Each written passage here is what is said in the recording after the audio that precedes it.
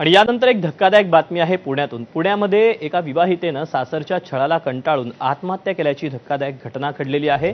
आंबेगाव परिसरामध्ये ही सगळी धक्कादायक घटना घडल्याचं समजतंय। स्नेहा झेंडगे असं आत्महत्या केलेल्या महिलेचं नाव आहे। आंबेगाव पठार परिसरात राहणाऱ्या या महिलेनं घरात गळफास घेऊन आत्महत्या केली। या प्रकरणी स्नेहाच्या सासरच्या लोकांनी छळ केल्याचा आरोप करण्यात आला। या प्रकरणी सासरच्या 7 जणांवर गुन्हा दाखल करण्यात आलेला असून स्नेहा आणि विशाल झेंडगे यांचं गेल्याच वर्षी लग्न झालं होतं। लग्नानंतर अनेकदा त्यांच्यात खटके उडत होते। स्नेहाला स्वयंपाक नीट करता येत नाही, तसंच तिनं 20 लाख घेऊन यावं याकरता सासरच्या लोकांकडून त्रास देण्यात आला असा आरोप देखील करण्यात आलेला आहे।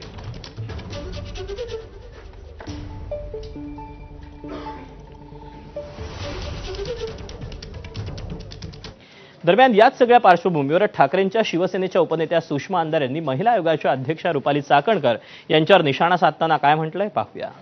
वैष्णवी हदवणे प्रकरणातल्या ज्या जखमा होत्या त्या आत्ता कुठे जर अशा खपल्या धरत आहेत, तोवरच पुण्यात अजून एक ही घटना घडली। म्हणावे तसा कायद्याचा वचक लोकांना बसत नाही, किंबहुना यावर काय रिमेडी शोधून काढावी हे सरकार नावाच्या यंत्रणेला कळत नाही।